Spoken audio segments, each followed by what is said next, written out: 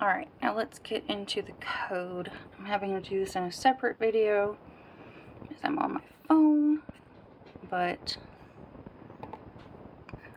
I started by creating the monster superclass, writing the health, max health, current health, attack, and experience value. Created a default constructor, given the parameters specified. And because I did that, I didn't really need to have setter methods. I just had accessor or getter methods. So these are they, and then there's the method to create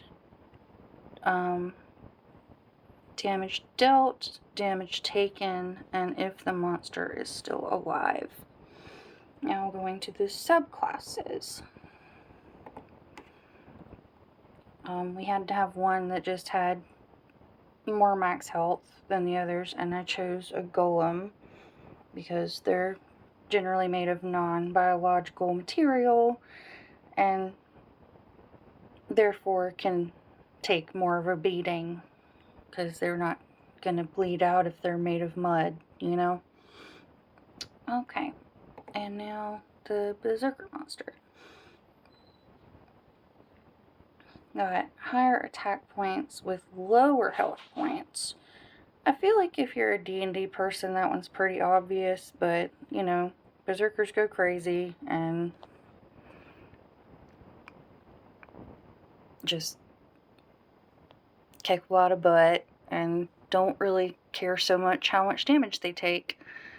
So they're not meant to last, they're meant to hit hard. So that's why I picked that. And then my other subclass was the Warlock. That's the one that was worth more experience. And, excuse me, I'm very tired. I chose the Warlock because, you know, it's a scary dark wizard. Like, if you defeat one of them, you deserve more experience, in my mind. Let's move on to character. Oops. Okay. So again, basic setup, setting up our role, setting up our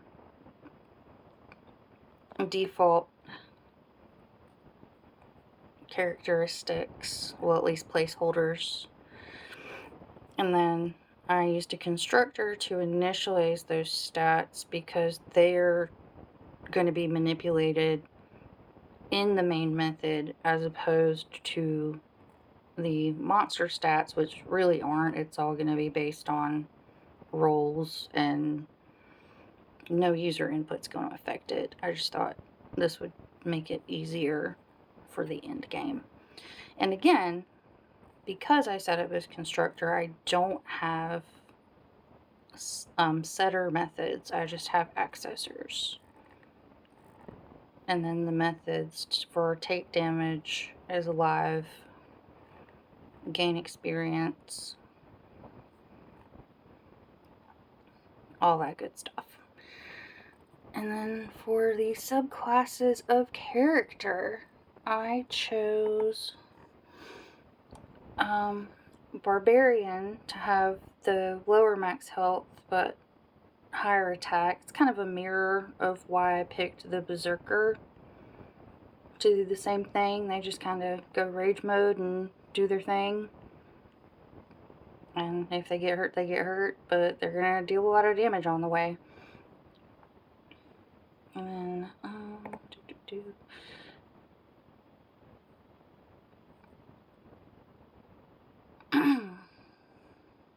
and then for the character with the higher health range, I picked a mage. Just so, you know, they're sitting back, casting spells, doing incantations and rituals and whatnot, so they need to be able to take a beating. And then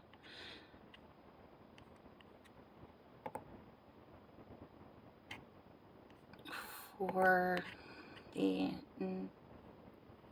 character that takes less damage than others, I picked Knight. Because I just think of them as always wearing armor, and in my mind that would just make you take less damage. Okay, so now that we've gone through the classes, let's move on to the main. Alrighty, so we've got our utilities being imported, or instantiating, the scanner, the roller for stats, characters, player, character kills are set to 0, and game started is set to false. And we'll get to that. So, once you print the main menu, as part of what I had to do that wasn't required, it was to display a decree. It was in a text file. And I wanted to set it up so that only showed before the game had started. So it won't repeat every time the menu comes back up after every instance. So there you can see that. Here's the text file. I've got that attached. And my menu to create the character, and there's the choose name, select the class. Here's an else for if you don't pick the right one. And then this is where the monster gets automatically generated as one of the 3 subclasses. And we start our combat loop. And while player is alive, we'll generate a monster. And while the player and monster are alive, that's when damage starts going back and forth. And then if the monster is defeated, you print the monster has been defeated and add 1 to the character's monster kills. And then here's the monster attacking the player if the monster is still alive. And then after that, we ask if they want to continue their adventure with this method. And then here's how we print our stats, the option to exit. The main game loop's pretty small. It's the rest of it that's a lot. And then here's the switch case that accepts our input when the main game menu comes up, so whether we want to create a character, start an adventure, or continue, display our results, quit. And that is basically all. Alright, thanks.